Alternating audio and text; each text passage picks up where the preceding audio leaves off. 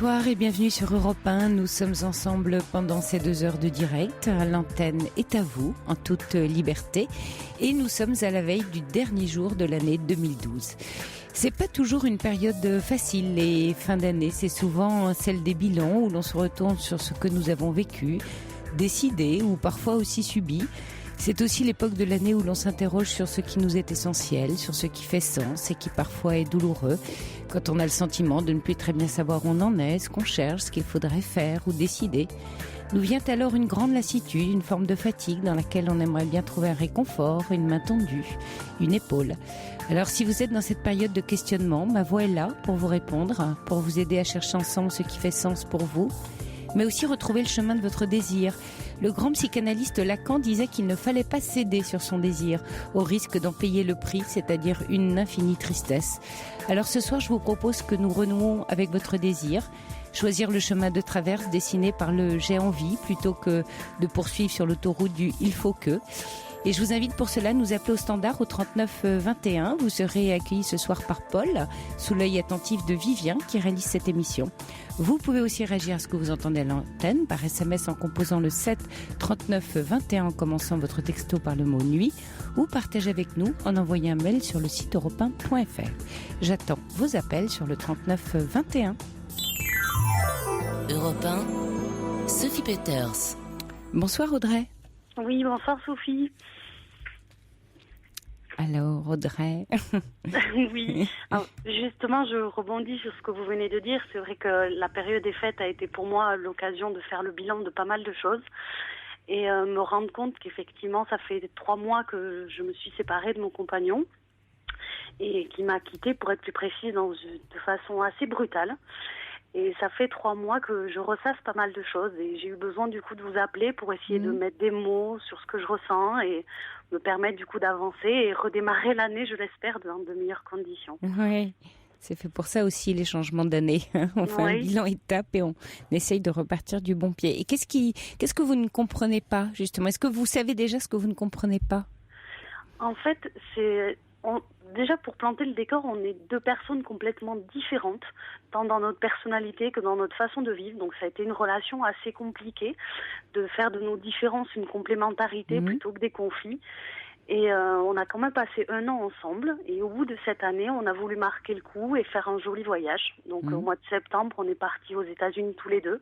15 jours à l'aventure, vraiment se retrouver ensemble. Et c'était l'occasion de se dire les choses, dire ce qu'on ressentait, se dire des belles choses.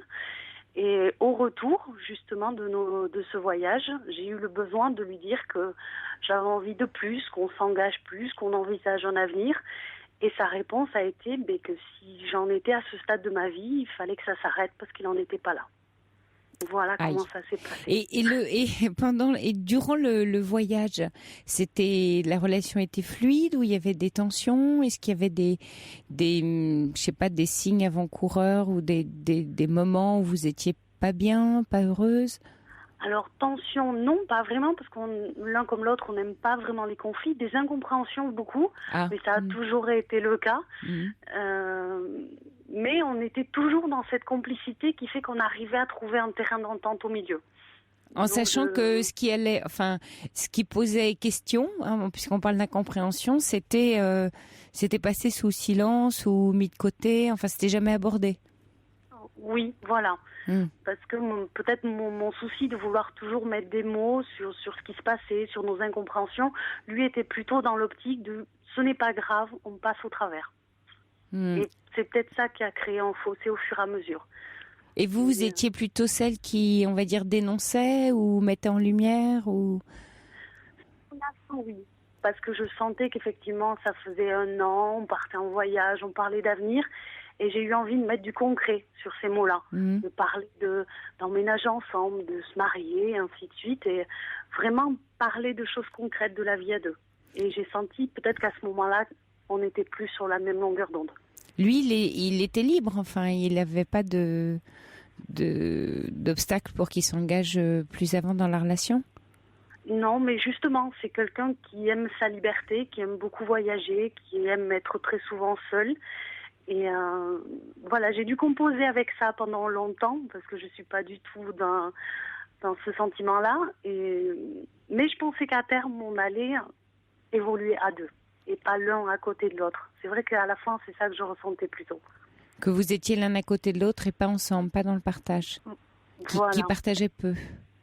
Non, parce qu'il n'avait pas ce souhait-là. Il n'a pas le manque de ne pas me voir. Peut-être avec le recul, et du coup, les 3 mois de cette séparation m'ont fait montrer ça. Que lui n'était pas forcément dans ce souhait de s'engager dans quelque chose de plus concret. Oui, parce que il aimait être avec moi, mais pas plus. Et dans les 3 mois, il n'a pas donné signe de vie? Comment ça se passe depuis les 3 mois? Alors, comment ça se passe? C'est ambigu, et c'est peut-être ça qui fait qu'aujourd'hui je suis justement perdue, c'est qu'il n'a jamais caché qu'il a toujours des sentiments, sans dire vraiment qu'il m'aimait toujours, mais toujours vient ce reproche du oui mais toi tu le veux plus. Et moi je sais pas si je veux m'engager avec quelqu'un. Donc je préfère aujourd'hui te dire que je préfère être seule qu'être avec toi. Il a du mal à savoir vraiment, c'est ni avec toi ni sans toi, quoi. C'est un peu ce qu'il vous dit. Voilà. Donc du coup j'ai été obligée à un moment donné d'aller au-delà de ce que je voulais, de lui dire si vraiment c'est ce que tu veux, faut couper les ponts. Ça devenait trop difficile pour moi. Ouais. Et là, du coup, il a accepté. Pas vraiment, parce qu'il comprend pas. Je pense qu'il veut directement passer à l'étape d'après où on se rappelle, on va bien, on s'entend bien. C'est difficile comme situation de ne pas s'être quitté finalement sur une dispute ou sur un reproche concret. Il y a les sentiments qui sont toujours là, je le sens, mais en même temps, il ne veut pas aller plus loin. Ouais, il veut quelque chose de plus intermittent, quoi, qui dérange pas sa vie ou son quotidien, ou voilà. C'est-à-dire, il vous veut bien, mais il faut que ça rentre dans le cadre. Il faut que vous rentriez dans son cadre. Voilà. Et j'ai senti que finalement, de m'être imposée dans ce que je voulais, pour moi, pour mon avenir, pour notre couple, c'est ça qui avait posé un problème. Mais ce qu'il y a, c'est que l'amour, ça dérange, hein. Forcément, c'est pas fait pour être quelque chose de toujours très confortable, puisqu'on est deux avec deux désirs différents, deux façons de voir la vie différentes. Je pense que on est tous, vous voyez, vous dites, on est très très différents. Je pense que dans tous les couples, il y a beaucoup de différences. Après, il y a un pas vers l'autre, dans le sens où quand on a envie d'être avec quelqu'un, à un moment donné, voilà, je parlais de désir en introduction. Il y a ce désir-là qui permet une adaptation, le fait de prendre en compte. Vous voyez, ça veut dire prendre en compte, faire une place à l'autre, prendre en compte l'autre dans sa vie. Et c'est vrai que si vous sentez que vous n'avez jamais cette place, ou qu'elle est juste quand lui veut, où il veut, comme ça lui chante, c'est difficile pour vous. C'est normal que vous vous sentiez pas très heureuse dans cette relation-là. Maintenant, toute la question, est-ce qu'il est capable de changer? Est-ce qu'il est capable de prendre conscience de ça, s'il tient à vous?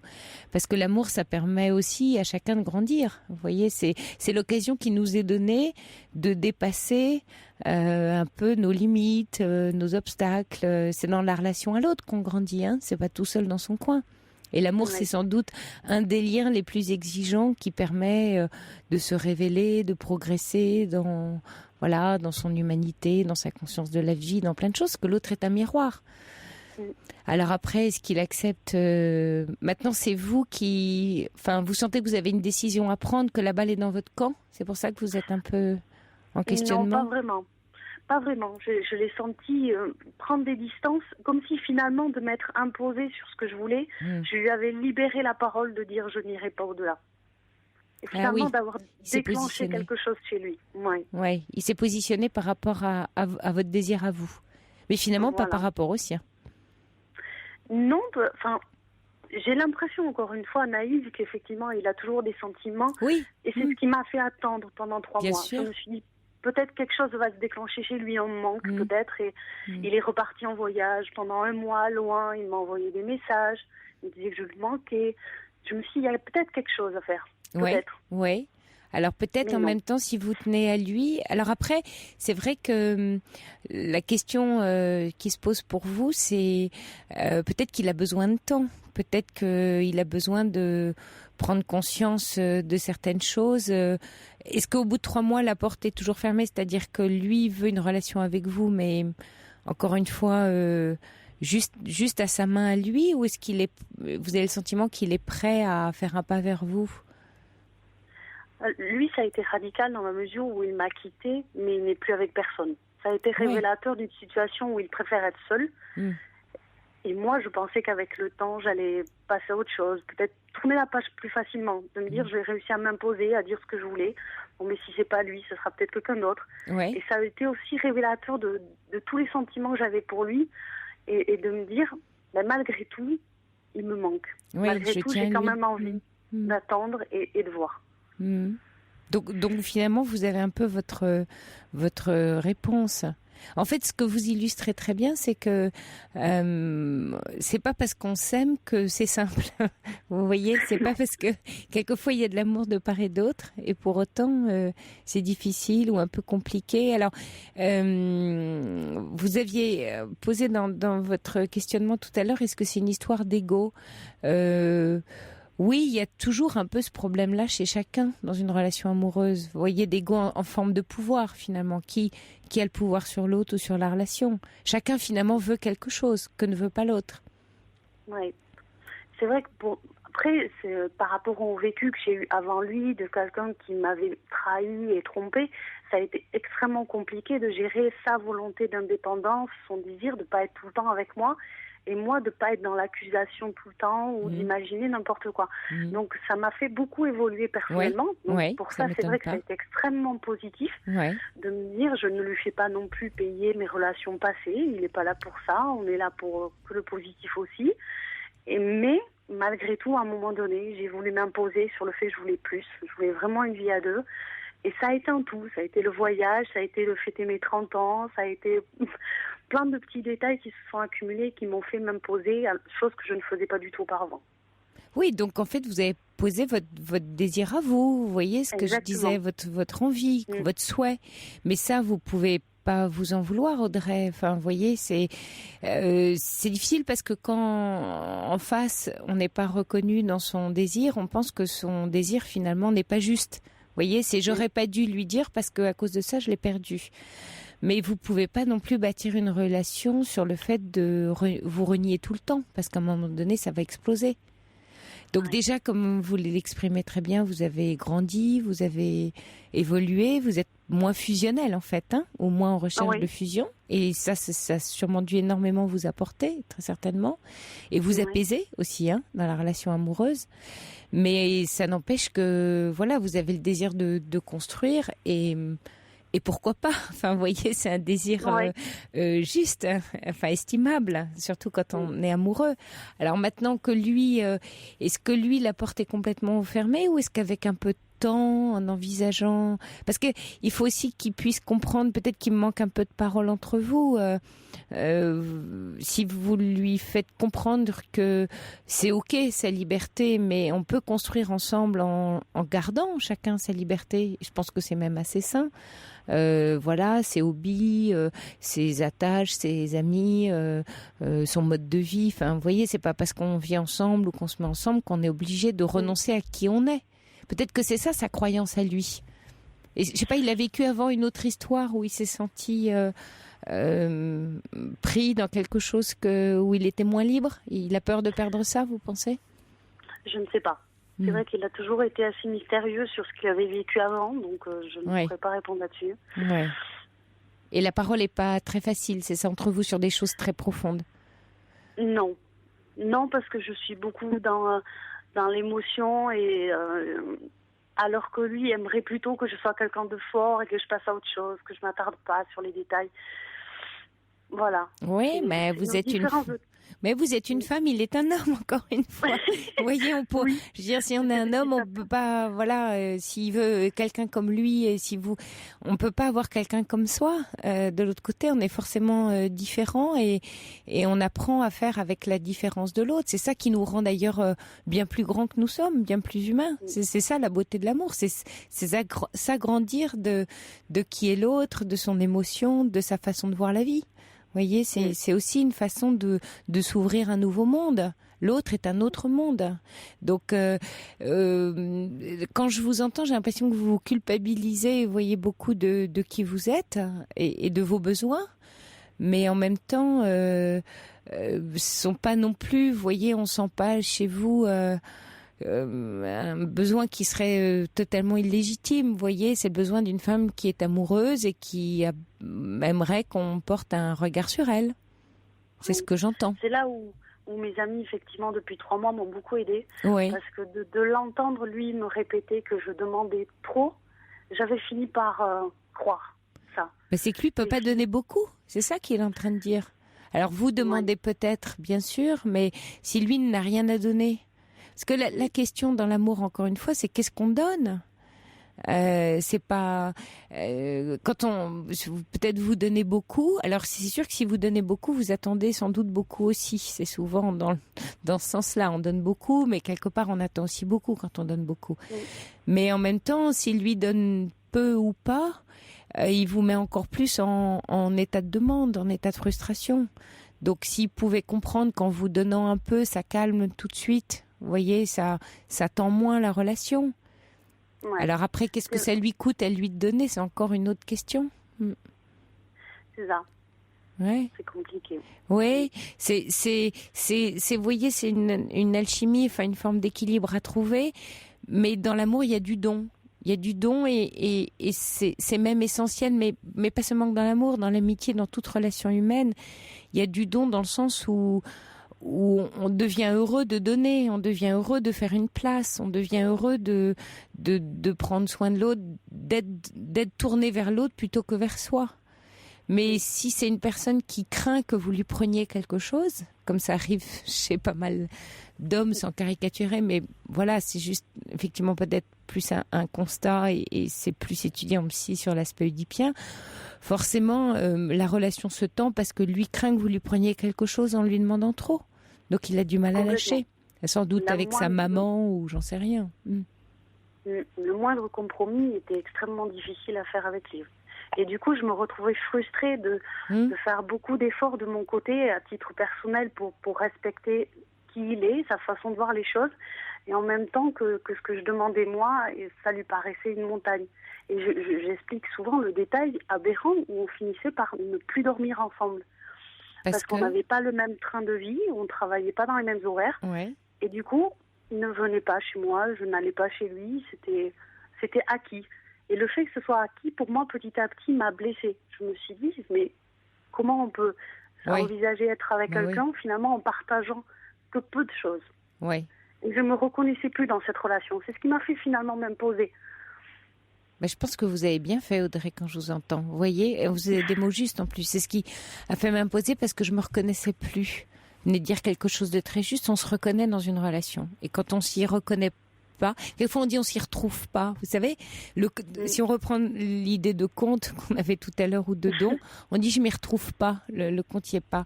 Bah oui, on ne se retrouve pas en soi avec l'autre. Et donc, on peut pas se trahir soi-même dans une relation. Ça peut pas marcher. Alors, soit il fait un chemin. Mais là, effectivement, c'est la limite, hein, dans la relation à l'autre. La limite, elle est imposée par le fait, on peut pas changer l'autre et on dit, on fait pas boire un âne qui n'a pas soif, mais vous pourrez pas le changer. Alors, soit lui avance et il prend conscience et il a un déclic. Et il revient vers vous avec ce déclic-là et il comprend ce que vous lui expliquez, que oui, ne pas dormir ensemble, ne pas faire une vie de partage, ne pas essayer en tout cas d'arranger des axes de vie ensemble et des moments forts de partage dans lesquels on construit, parce que c'est dans ces moments-là qu'on construit. Si lui n'a pas cette prise de conscience-là, Audrey, je pense que vous avez pris la bonne solution, même si elle est douloureuse, parce qu'il y a des sentiments, donc elle reste douloureuse. Mais en même temps, là, vous êtes dans le respect. De toute façon, vous risquez de souffrir aussi dans la relation, vous voyez ? Oui, c'est là où on me dit qu'il ne faut pas que j'attende quelque chose. Non. Plutôt que je passe à autre chose. Ou alors que ça reste là avec toujours dans cet esprit de don, c'est-à-dire ouvert, en se disant peut-être il va changer et la relation pourra reprendre sur des bases un peu différentes ou nouvelles. On évolue. Fort heureusement, les êtres humains, on a cette capacité d'évoluer, de se changer soi-même et l'amour est un élément de changement excessivement puissant. Donc il y a ça qui est possible quand même. Mais effectivement, ne pas attendre que l'autre change, c'est toujours c'est peine perdue. C'est sa liberté. Oui. C'est sa Je ne veux pas liberté. qu'il change, mais j'espérais lui manquer. En fait, ça s'est situé là. De m'être sentie finalement rejetée pour rien, parce que c'était pas pour quelqu'un ou pour une dispute, juste pour être seule, ça m'a blessée. Et effectivement, depuis qu'on est séparés, il a eu certaines paroles qui étaient, je vais dire objectivement maladroites, mais que j'ai trouvées très cruelles, où il m'a dit « Tu es adorable, gentil, je passe des très bons moments, mais tu veux autre chose. » Ben oui, je veux une vie de couple. Oui, finalement, il vous culpabilise de vouloir plus. Il faut que vous restiez à votre place bien sagement, quoi. Ouais. Faut pas le déranger, quoi. Il est dans son petit confort et vous êtes un élément de son confort. Mais il va pas bouger son confort pour vous. Voilà. Ah, ça, c'est un peu cruel, hein. Alors que vous le bougez pour lui. Oui. Vous essayez de vous adapter, voire de vous suradapter. Oui, là je sens que je suis au bout. Au bout parce que j'ai tout fait, tout tenté, même au-delà de ce que je pensais être capable pour quelqu'un. Mais il ne faut pas que je m'oublie au milieu. Voilà. Non, parce que même sans, voyez, sans vous oublier, c'est même pas une histoire d'égoïsme ou quoi, c'est une protection de vous-même, c'est que vous allez vous y perdre. Vous risquez de vous perdre dans l'autre. Surtout si vous avez un côté un peu fusionnel, c'est le danger. Voyez, à force de mettre trop de graines à côté ou dans l'autre, vous allez manquer d'énergie. Vous risquez de vous épuiser. Donc je crois que même si votre décision est sûrement très douloureuse, il me semble que vous avez fait bon choix. En tout cas, vous raisonnez bien par rapport à vous-même. On sent que vous êtes en accord avec qui vous êtes. C'est ça qui est important, vous êtes en accord. Ça ne veut pas dire que c'est confortable d'être en accord. Non, mais c'était finalement le plus important pour moi. J'ai eu des histoires difficiles avant et je voulais surtout pas reproduire les mêmes schémas. Je voulais vraiment, même si c'était difficile, prendre des bonnes décisions. Et puis, il me semble que vous avez beaucoup appris dans cette histoire. Et ça, c'est pas perdu. Ça, c'est pour l'histoire prochaine. Voyez, c'est que vous avez grandi. Vous avez appris des choses sur vous, quelque chose sur la relation à l'autre. Vous avez appris à être différente, à vous assouplir. Donc, en même temps, vous avez beaucoup grandi. Donc, c'est pas un échec en soi. Jamais. Non. Vous voyez, ça, c'est important de reconsidérer la relation sous cet angle-là. Mais c'est très étrange le sentiment que j'ai de finalement vivre cette rupture comme un deuil. Le deuil d'une vie avec lui, avec ses amis, sa famille. Tout ce que j'avais projeté finalement dans la relation, que je dois renoncer aussi. Oui, vous avez raison. C'est tout le film que vous vous êtes fait. Et ça, c'est compliqué. Parce que vous y êtes vu. Ça, vous allez bien. Vous l'aviez choisi. Oui. C'est là où, vous savez, la grande phrase, on dit quand on veut, on peut. Bah, quelquefois, on veut quelque chose, puis on peut pas parce qu'il y a l'autre, et puis ça marche pas comme on voudrait. Donc, effectivement, là, dans ces cas-là, faut lâcher. Là, c'est très difficile. Même si on a le désir, l'énergie, la volonté, tout ce qui va bien. C'est la limite, c'est la liberté de chacun. Et ça, c'est vrai que c'est douloureux. Donc oui, il y a un deuil, bien sûr, Audrey. Il y a un renoncement. Et puis choisir, c'est renoncer. Si vous faites ce choix-là, bah oui, vous renoncez à tout ce que vous aviez bâti par ailleurs. Souvent, quand on choisit pas, on renonce à rien, on veut tout à la fois, mais en fait, finalement, on fait rien parce qu'on est dans le tout. C'est important de choisir. Ça permet d'avancer. Et la vie, c'est ça. C'est des choix liés à des renoncements. Bon, c'est pas super confortable, on va dire, toujours, en tout cas facile. Mais voilà, c'est peut-être ça le passage de l'année. C'est ça. Je sens bien que c'était peut-être... je croyais que le plus difficile, c'était se battre pour garder quelqu'un. En fait, je crois qu'abandonner et renoncer, ça demande tout autant d'efforts. Oui, c'est vrai. C'est très juste, Audrey. Ça demande tout autant d'efforts. Bon courage à vous, en tout cas, et merci de nous avoir appelés. Et tous mes vœux pour l'année prochaine. Au revoir, Audrey. Au revoir. Et puis avant d'accueillir Philippe à l'antenne, des messages pour vous, Audrey, qui sont arrivés de la part des auditeurs. Il y a Patrick qui dit « Laissez-lui du temps, ne lui forcez pas la main. Discutez avec lui et laissez-le agir. Ne lui mettez pas la pression. S'il vous aime, il viendra vers vous. » Oui, c'est un peu ce qu'on disait tout à l'heure, Audrey, aussi. C'est de lui laisser la main. Mais je crois que vous lui avez laissé pas mal la main. Et puis il y a Gully Girl qui dit « Être dans le respect de soi n'a pas de prix. Bravo, Audrey. » Et Ninon, je trouve qu'il est assez clair. Vos attentes sont trop différentes. Ne le voyez plus si c'est trop difficile pour vous pour l'instant. Voilà. Et puis merci à Marie-Ange, à ma fille, à Musaraigne, à Amandine et à Alice pour tous vos messages. Philippe, vous êtes là? Oui. Oui. Bonsoir Philippe. Bonsoir Sophie.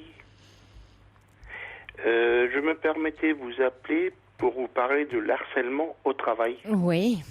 Surtout qu'on est dimanche soir. C'est Oui, un bon sujet. oui, mais bon, Oui, je travaille de dans un milieu, je suis agent d'entretien dans une piscine, Oui. et ça m'arrive de travailler les week-ends. Oui. Ça m'arrive de travailler même souvent les week-ends. Mm. Voilà. Depuis quelque temps où je travaille, nous sommes mis sur pression, et c'est des harcèlements sans arrêt. Ouais. Il y a malheureusement pas mal de milieux où c'est comme ça en ce Oui. moment. Mais vous, particulièrement, il y a, je sais pas, votre hiérarchie ou... Oui, pas le directeur indirectement, parce qu'il n'est jamais là, mais c'est surborné de direction, ses adjoints, si vous voulez, qui se prennent pour des caïds, et finalement, c'est des pions comme nous, si vous voulez. Ouais, bah oui. Voilà, mais le problème, tout ça, s'est déclenché à la suite d'un contrôle de l'inspection du travail. Ah oui? Ouais. Oui. C'est-à-dire? Parce que nous sommes plusieurs être plaints à l'inspection du travail. Oui. Et on fait des heures complémentaires, Supplémentaires, que nous ne sommes pas payés. Les plannings ne sont pas respectés. Et c'est un ensemble, si vous voulez. Ouais. Et depuis que l'inspectrice du travail est passée, on nous fait payer, on le ressent. Ouais. Et ça devient vraiment, si vous voulez, je vois ça un peu comme une marmite qui bouillonne jusqu'au jour où ça va péter. Et mais vous êtes, enfin un collectif, vous êtes plusieurs collègues à plusieurs vivre. collègues, oui. Donc ça doit vous aider, non, Philippe? Vous pouvez en parler entre vous. Si vous voulez, oui. Mais le problème, c'est que il y a la moitié des collègues qui sont avec nous, Oui. l'autre moitié ils sont contre nous. Ah oui, c'est-à-dire qu'il y en a qui suivent les chefs. Enfin, ça divise, quoi. On a Oui, voilà, tout à fait. Si vous voulez, il y en a qui sont très bien avec le directeur, parce que bon, pour l'instant, on leur dit rien, si vous voulez. Mais moi, quand je dis toujours, aujourd'hui c'est nous, demain ça peut être eux. Oui, c'est comment diviser pour mieux régner. Voilà, tout à fait. Mais là, c'est plus, on est arrivé à un extrême vraiment. Je sens que ça va. Là, vendredi matin, j'ai eu la responsable de l'inspection du travail où j'ai expliqué. Et bon, et c'est vrai qu'on est arrivé à un point assez grave quand même. Et vous pensez, enfin, quelles ressources vous avez avec vous, Philippe, pour faire face à la situation? Sur quoi vous pouvez vous appuyer? Alors, moi, j'ai le délégué du personnel qui m'aide beaucoup. Oui. Et le délégué du personnel, justement, est déjà en procès avec eux. Ah oui. Avec des prud'hommes. Ah bon? Ah. Oui. Mais au nom des salariés, hein, le délégué du personnel. Non, pour lui personnellement. Pourquoi? Parce qu'il est sous couvert d'un licenciement ou? Si vous voulez, la piscine pour qui je travaille a été reprise par une autre société. Oui. Et l'ancienne société, cet employé-là, le délégué, a déjà eu des difficultés. Ils sont il y a 22 personnes qui les ont attaqués au prud'homme pour non-respect du code du travail et tout. Ah oui, d'accord. Ouais. Ah oui, donc c'est déjà une entreprise un peu houleuse et vous dites qu'il y a non-respect du code du travail. Oui, voilà. Il y a non-respect, par exemple, au niveau des salaires, de respect de la personne, parce que bon, on travaille dans des conditions, on n'a pas de tenue de travail, si vous voulez. Oui, oui. On n'a pas les plannings sont changés du jour au lendemain. Vous pouvez rien prévoir parce que comme lundi dernier, la veille de Noël, je devais travailler le matin. On me téléphone le vendredi pour me dire c'est pas la peine de venir lundi matin, vous travaillez pas. Que des trucs comme ça, si vous voulez. Alors bon, et ça continue de plus belle. Alors moi j'en ai parlé au délégué du personnel qui a connu ce problème-là, qui est toujours dans l'entreprise, parce qu'il a demandé un licenciement, mais au tort de l'entreprise. Oui. Et c'est passé au tribunal des prud'hommes, et ils ont eu une réponse le 22 janvier. Et lui, quand il a vu le cas que le bordel, excusez-moi du terme, recommençait actuellement, il m'a donné des conseils et tout. Il m'a dit, t'en fais pas, c'est pas toi. Qu'est-ce que tu connais maintenant? Nous, on l'a connu aussi. Qu'est-ce que vous comptez faire alors, Philippe, dans la situation? Je compte faire, là, j'ai fait l'inspectrice du travail m'a conseillé de faire une lettre au directeur. Oui. Parce qu'on dit toujours les paroles s'envolent, les écriraient. Oui. Alors ce soir, là, j'en ai profité, il n'y avait rien à la télé pour faire une lettre. J'ai fait une lettre de 5 pages. Donc vous avez consigné des faits, hein, c'est ça? Oui, très bien. Avec la date et tout. Et je vais lui remettre en main propre mercredi. Oui. J'en vais en faire une photocopie que je vais transmettre à l'inspection du travail. Oui. Une photocopie que je vais transmettre à mon délégué du personnel. Oui. Et une photocopie que j'en vais remettre au médecin du travail. Oui. Et si ça continue dans cette voie que je pense que ça va faire, parce qu'on a un directeur c'est un Jeannot, si vous voulez, c'est un petit jeune. Moi, j'ai eu 50 ans là au mois d'octobre. Et le directeur, il a 32 ans, il vient de sortir de l'école. C'est son premier poste de directeur, si vous voulez. Et quand j'ai déjà parlé avec lui des difficultés qu'on pouvait rencontrer, il a dit oui, mais il n'a rien fait, si vous voulez. Oui, mais alors, je ne sais pas quelle attitude il a autour de lui. Enfin, vous n'avez pas face à vous aussi un autre collectif, parce qu'en même temps, là, c'est une action collective que vous devez mener. Vous voyez, pour essayer d'équilibrer, voir qu'est-ce que vous pouvez demander, qu'est-ce qu'ils peuvent accepter dans votre demande. On va demander, nous, on va aller, s'il faut aller là-bas, s'il faut aller au prud'homme, on va aller au prud'homme. Non, mais sans aller jusque-là, est-ce qu'il n'y a pas un moyen d'être écouté? Si vous voulez, le délégué du personnel a déjà demandé des trucs, mais il répond complètement à côté de la plaque. C'est-à-dire, moi, si vous voulez, l'année dernière, j'ai 75 heures que j'ai fait en heures supplémentaires qui m'ont pas été payées. Oui. Le délégué a demandé au directeur de payer ces heures-là. Le directeur a même envoyé un courrier, a répondu par écrit que toutes les heures complémentaires et supplémentaires avaient été payées. Ah, mais là, vous avez la preuve que ça n'a pas été payé, j'imagine. On a la preuve, si vous voulez, mais vous voyez à qui on a affaire. Oui. Oui, mais là, vous êtes dans vraiment un problème. C'est pas tant du harcèlement que du droit du travail, du non-respect du droit du travail, là, pour le coup. Oui, mais si vous voulez, moi, j'entends dans le harcèlement, c'est par exemple quelqu'un des bureaux qui vient vous voir en disant oui, vous n'avez pas fait ça, ou vous l'avez fait, vous l'avez mal fait, ou alors un tel est venu nous dire que vous avez fait ci au lieu de faire ça. Ah oui, tous les jours vous avez des... Oui, voilà, oui, tous les jours. Là, vous dit jeudi dernier, on travaillait, j'ai une collègue, j'avais préparé une machine, elle avait préparé une machine pour travailler. Moi, je n'étais pas au courant. J'ai pris la machine sans vouloir, si vous voulez. Mon responsable indirect est venu me voir en disant oui, elle est venue me voir pour me dire que tu avais pris la machine, qu'est-ce que ça veut dire et tout. Ah, et vous saviez pas que cette machine était réservée? Non, pas du tout. Ah oui, donc les choses sont pas très au clair, très consignées, ce qui vous permettrait de bien faire votre travail. Mais ça, par exemple, c'est important. Dans ces cas-là, Philippe, est-ce que vous dites, ce serait bien qu'on ait, je sais pas, un planning pour que on sache qui prend la machine à telle heure, comme ça, il y aurait pas de... Oui, mais le problème, ils font des plannings, mais ils sont pas capables de mettre en application. Ah, c'est pas respecté. Oui, c'est un peu le foutoir, quoi. Oui, voilà, c'est pour rester poli.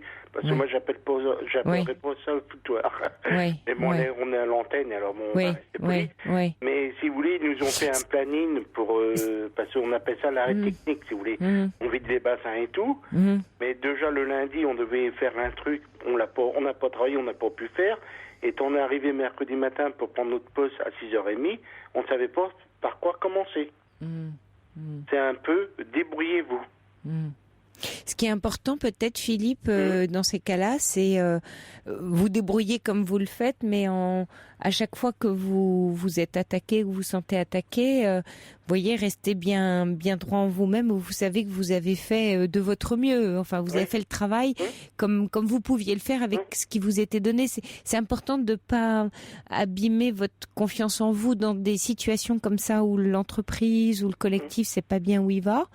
La seule protection, c'est votre ressource un peu intérieure où vous faites avec les moyens du bord, j'ai envie de dire. Voilà, et comme vous pouvez, donc vous savez vous que ok, vous aviez tel job à faire, vous avez pris cette machine, d'accord, c'était pas noté. Ok, c'est mal organisé. Vous voyez, de pas rentrer dans leur jeu de reproches. Ça, c'est compliqué pour vous. Non, mais le problème, c'est que à chaque fois qu'on essaye de régler ce problème, on a toujours l'impression que c'est nous. Oui. Que vous êtes en tort. Voilà. Que vous avez mal fait. Voilà. Un peu comme des gamins, vous êtes un peu infantilisés, quoi. Oui, voilà. C'est pas bien, vous n'avez pas fait comme il fallait. Voilà, tout à fait. Mais en plus que c'est le plus grave, pour en revenir à jeudi, cette personne-là, au lieu de faire du ménage, s'est retrouvée à faire de la peinture. Oui, on passe de femme de ménage à la peinture. Oui.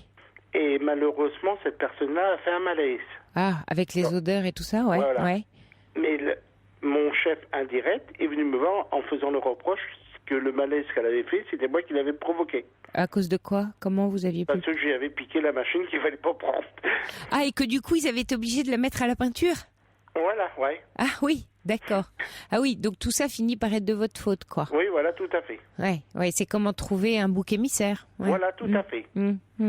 Mais dans ces cas-là, Philippe, à ce moment-là, il faut refaire la boucle des faits. Vous savez, quand vous êtes agressé comme ça, réexpliquer que vous ne pouvez pas savoir, il n'y avait pas la procédure, la machine, vous n'étiez pas au courant et que, en tout état de cause, vous n'avez pas mis la personne en question à une tâche de peinture. Non.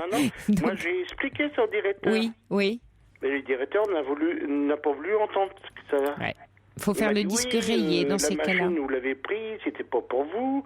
Mais j'ai dit, écoutez, quel est le rapport entre la machine et la peinture?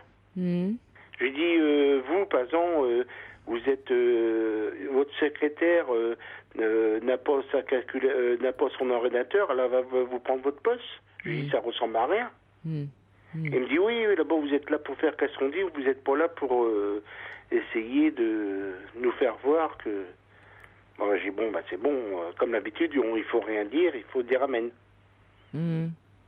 Non, je pense que dans ces cas-là, vous savez, ce que je disais à l'instant, vous jouez un peu le disque rayé calmement et avec le sourire, quoi. Ce qui est pas évident, mais voilà, parce que faut les laisser en face d'eux. Vous voyez, sinon ils mordent sur votre sur votre confiance, c'est compliqué. Mais je sais que c'est pas très facile ce que je vous dis là, mais quand on est un peu agressé ou harcelé, que c'est injuste, dans ces cas-là, il faut répéter en boucle calmement ce qu'on a à dire et puis il n'y a pas de prise, vous voyez, c'est comme au judo, vous laissez pas de prise à l'autre.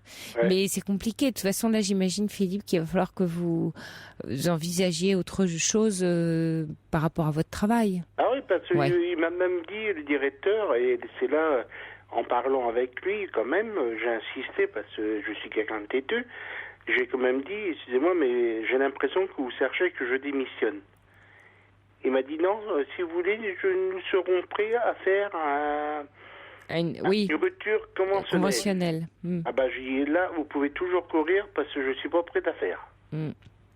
Oui, mais en leur disant ça, vous leur donnez du grain à moudre. Attention, Philippe, voyez, en leur disant, j'ai l'impression que vous me poussez à démissionner. Alors, et vous avez vu, du coup, ils vous proposent la rupture conventionnelle. Donc attention à pas tendre le bâton. Pour se faire battre, il faut que vous soyez prudent par rapport à vous-même. Vous faites votre job, oui. Mais là, si vous voulez, dans la lettre que j'ai faite de 5 pages, je reprends tous les points à zéro, comme ça au moins... Comme ça, on verra bien par la suite, si vous voulez. Mais le problème, c'est que si avec moi, c'est irait, mais il y a moi, il y a un technicien, il y a des ménageurs, il y a tout. Oui, mais c'est là où, Philippe, il faut que vous restiez bien soudés dans le collectif. Ça, c'est toujours important dans l'entreprise parce que si vous êtes vous-même isolé ou les personnes se retrouvent isolées, souvent aujourd'hui, justement dans les situations un peu de harcèlement, de conflit, les stratégies, c'est d'isoler les individus. Et après, comme ils sont pas bien, donc ce qui est vraiment important, c'est que vous restiez un collectif ensemble. Et de dialoguer ensemble et d'être un collectif face à un autre collectif, éventuellement la hiérarchie. Mais ça, c'est vraiment essentiel, Philippe, aujourd'hui, parce que sinon, les individus se retrouvent isolés et vous n'avez plus les moyens de vous défendre.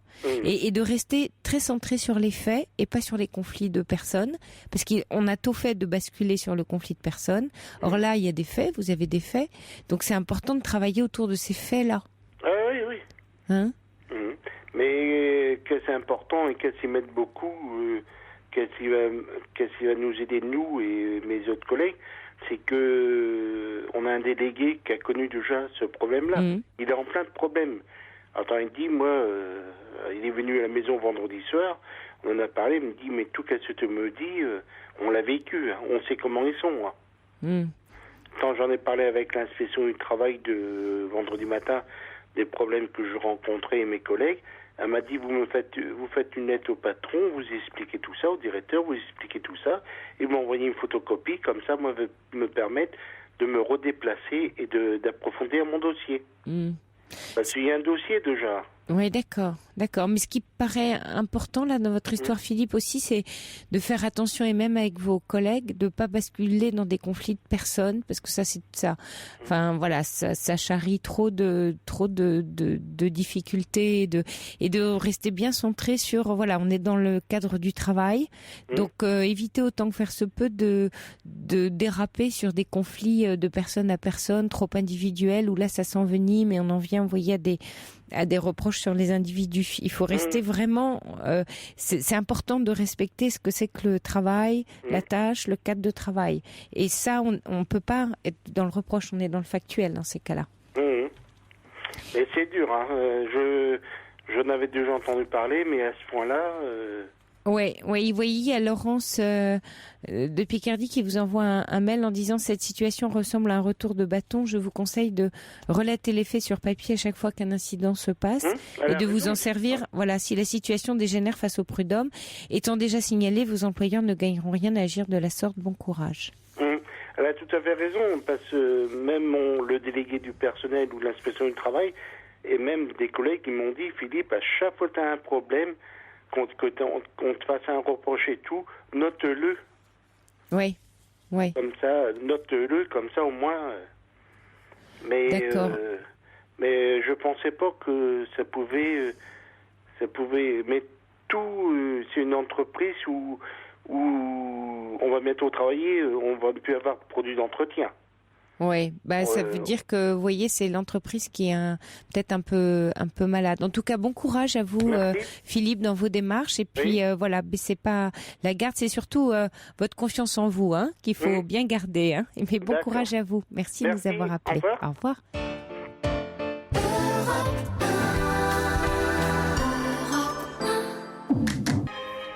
Milo Mo and Me, Olivia Ruiz. Et 2 réactions pour Audrey qui passait juste avant Philippe sur votre histoire avec votre compagnon. C'est il y a Grégory, Audrey, qui vous dit que il trouve votre compagnon honnête dans la mesure où il ne ment pas, il ne peut pas donner davantage, les sentiments de son ami sont sincères. Audrey, vous avez donc le choix soit de l'accepter comme il est, soit de trouver un compagnon qui répondra davantage à ses attentes. Voilà, bon courage à vous, Audrey. Il est minuit, vous écoutez Europe 1 et tout de suite le journal vous est présenté par Anne-Julie Martin. Bonsoir Anne-Julie. Bonsoir Sophie, bonsoir à tous. Rien n'y fait. Aux États-Unis, démocrates et républicains ne parviennent toujours pas à trouver un accord budgétaire. Le sénateur démocrate Harry Reid le dit lui-même, il y a toujours de sérieuses divergences entre les deux camps. Le spectre du fameux mur fiscal est tout proche. Dans 24 heures, s'il n'y a toujours pas d'accord, des coupes budgétaires et des hausses d'impôts seront automatiquement appliquées. À New York, la correspondance de Caroline Vossner.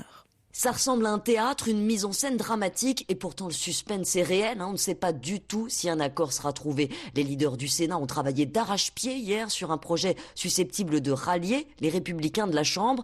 Aujourd'hui, finalement, il s'agit surtout de parer l'urgence. Lundi soir, si rien n'est fait, un cocktail de hausse d'impôts et de coupes budgétaires menace de plonger le pays dans la récession, à l'heure où les États-Unis atteindront en plus le plafond de leur dette. Les négociateurs se déchirent depuis des semaines sur le montant à partir duquel les riches seront plus taxés, et s'ils n'arrivent pas à s'entendre, Barack Obama a prévu un dernier recours, une loi qui prolongerait les baisses d'impôts consenties sous George Bush pour les classes moyennes et qui éviterait la catastrophe à 2 millions de chômeurs qui risquent de se retrouver demain sans indemnité. Un compromis à minima que les républicains pourraient accepter de voter pour ne pas porter la responsabilité d'un échec complet. À New York, Géraldine Wessner, Europe 1. Le soulagement de la famille de Camille, l'une des 2 jeunes fugueuses du Puy-en-Velay. La lycéenne est rentrée chez elle.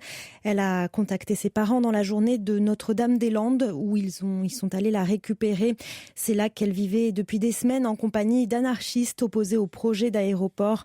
En revanche, son amie Geneviève est bien décidée à rester sur place. Un incendie à l'Accro dans le Var. Cela s'est passé dans la soirée dans un centre psychiatrique. 2 patients sont morts, victimes d'un arrêt cardiaque. 3 autres sont intoxiqués. Écoutez les précisions de Xavier Tarabeu, procureur de la République de Toulon. Demain, une expertise sera diligentée pour déterminer les causes exactes de cet incendie.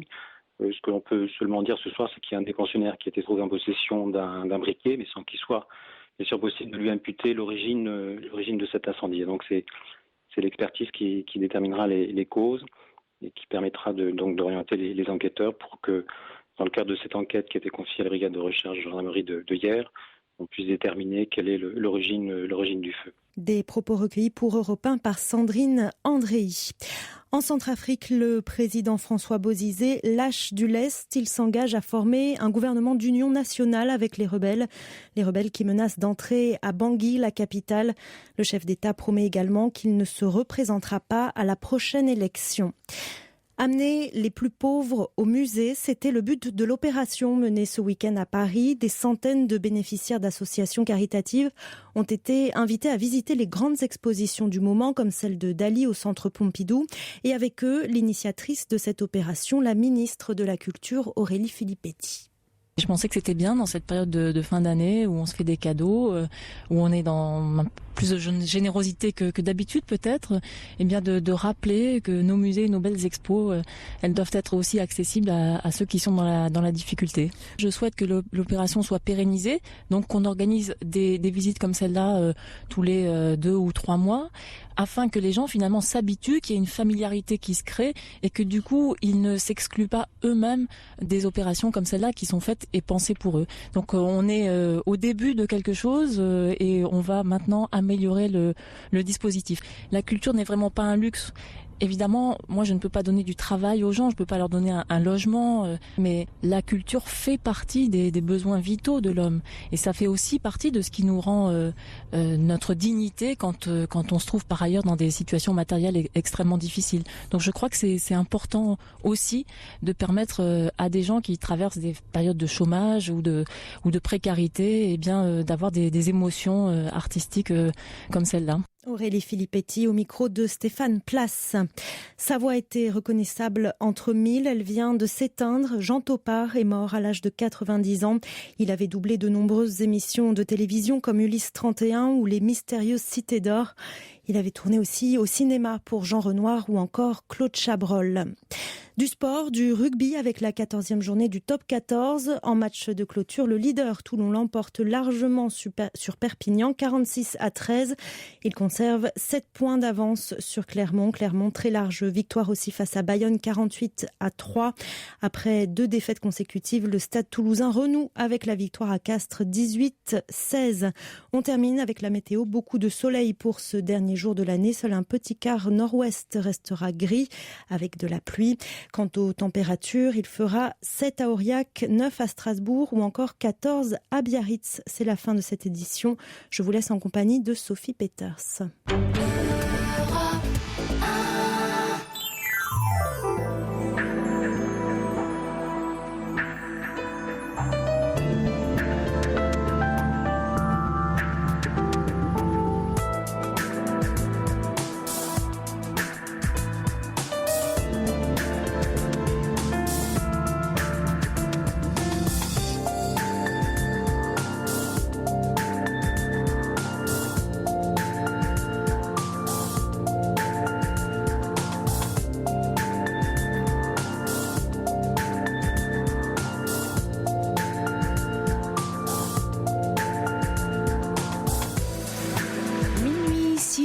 vous écoutez Europe 1. Nous sommes ensemble encore pendant 1 heure de direct, d'échange, de partage, car parler de nos soucis permet de nous rendre la vie plus légère. L'antenne est à vous.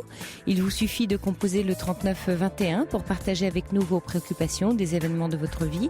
Vous pouvez aussi échanger avec nous et avec les auditeurs par SMS au 7 39 21 en commençant par le mot nuit ou nous adresser un mail sur le site d'Europe 1. N'oubliez pas aussi que vous pouvez dialoguer avec un ou une auditrice dont vous partagez les émotions auxquelles vous avez envie d'apporter votre conseil. La nuit se poursuit avec au standard Paul et Vivien à la réalisation. Et puis, avant d'accueillir Alain, quelques réactions pour vous, Philippe. Nous étions ensemble avec vous juste avant le journal de minuit. Alors, il y a Laurence qui vous dit cette situation ressemble à un retour de bâton. Je vous conseille de relater les faits sur papier à chaque fois qu'un incident se passe et de vous en servir si la situation dégénère face au prud'homme. Et puis, Grégory qui dit Philippe ne doit pas baisser les bras, qu'il écrive une lettre circonstancielle à direction recommandée avec avis de réception. C'est peut-être mieux d'ailleurs que de la porter, Philippe, puisque vous y êtes là, vous ayez à porter. Il peut rappeler oralement à la direction qu'au vu des abus relevés par l'inspection du travail, il serait judicieux que cette direction cesse leurs agissements faute d'aggraver leur cas. Et puis Chantal qui dit, outre l'inspecteur du travail, que tous ces salariés voient le médecin du travail qui aura une trace de tous les cas rencontrés dans l'entreprise. Dans l'idéal, que le délégué syndical prenne rendez-vous pour les salariés. Croyez-moi, je l'ai fait en tant que délégué syndical. Et l'impact est très fort. Qui plus est, chaque union locale syndicale a des conseillers prud'hommes, des avocats, etc. Bon courage à vous, Philippe. Voilà, Alain, vous êtes là ? Oui, je suis là. Bonsoir. Oui, bonsoir Alain. Ah, je vous entends très loin. Ah. Bah, j'ai un voilà, c'est mieux. C'est bon ? Oui. Ça va mieux ? Oui, bah voilà, moi j'ai 58 ans, donc j'ai écouté un petit peu le récit de l'oreille. Il faut que vous parliez plus fort, Alain, parce qu'on vous entend très très mal, très loin. Ouais, attendez, j'ai pas. Allô ? Oui. Voilà, génial, formidable, on vous entend là. Tout arrive. Tout arrive. Ouais, donc j'ai écouté un petit peu le récit d'Audrey, et en fait, c'est ce qui m'a un petit peu incité à vous appeler, parce que j'ai connu mon ex-ami il y a 21 mois. Oui. Donc, on est resté dans l'amitié pendant 1 an, puisque moi, je quittais, je suis sur Montargis, donc je partais dans Lyon pour du travail. Oui. Donc, au bout de cette année, donc, nous étions restés en contact et on a donc décidé de partager une vie commune. Oui. Et donc au départ, on avait bien parlé pour savoir ce qu'on voulait chacun de notre côté, comment on voyait la vie, comment on envisageait tout ça, avec des projets, bien entendu. Donc le moment venu, donc nous avons habité ensemble. Oui. Donc de là, nous avons bien reprécisé les buts de chacun et nous étions tombés d'accord sur la vie que nous allions avoir, on va dire, dans l'avenir. Oui. Et donc tout s'est bien déroulé pendant à peu près 2 mois. Et au bout de ces 2 mois, son comportement avait légèrement changé. Donc j'avais décidé d'avoir une discussion avec elle pour refaire un petit peu le point.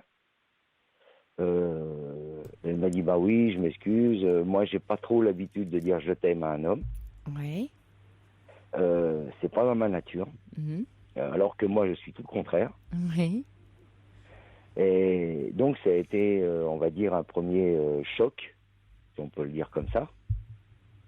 Et moi, ça m'a un petit peu surpris, donc j'ai dit, c'est pas grave, y a pas de souci, de toute façon, à partir du moment qu'on est ensemble, bon, même s'il n'y a pas de je t'aime, il y a quand même... oui, il y a des actes. Voilà. C'est important, les actes. Voilà. Donc, moi, je ne me suis pas inquiété plus que ça. Et le temps passant, j'ai remarqué qu'au bout d'un certain temps, il n'y avait plus rien. À quoi vous avez remarqué qu'il n'y avait plus rien, là ? Il n'y avait plus d'attention, il n'y avait plus de... Il n'y avait plus de présence, ce petit geste qui fait que, on se dit, bah voilà, on est deux. Oui. Et moi, en fait, je me suis dit, il faut trouver une solution. Donc, je lui ai dit, un jour, je lui pose la question. Je lui dis, qu'est-ce qui ne va pas? Oui. Qu'est-ce qui fait qu'il n'y a plus rien? Oui. Elle m'a dit, pour moi, c'est pas comme ça que j'envisage j'envisage ma vie, j'envisage mon futur. Je lui dis, mais là, je comprends plus. Parce qu'au départ, c'était, comme on dit, tout beau, tout rose. Hein. Oui. Malheureusement. Souvent. Et d'un seul coup, plus rien. Et quand elle a dit, c'est pas comme ça que j'envisage, qu'est-ce qui avait changé chez elle? Comment ça avait évolué? Comment elle en est arrivée de l'un à l'autre?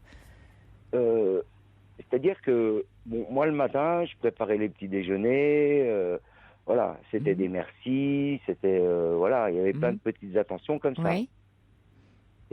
Et un beau jour, je sais pas pourquoi, mais d'un seul coup, il n'y avait plus rien du tout. Il n'y avait plus de merci, il n'y avait plus de... Elle faisait de son côté, voilà, elle menait sa vie à elle. Oui, tout d'un coup, voilà, vous existiez plus, quoi. Voilà, j'étais, je sais pas, comme un meuble. Tout simplement. Un meuble qu'on a chez soi pour dire, bah tiens, on va poser un vase dessus. Et quand vous lui en avez parlé, comment elle a expliqué ce changement? Qu'est-ce qui lui allait pas?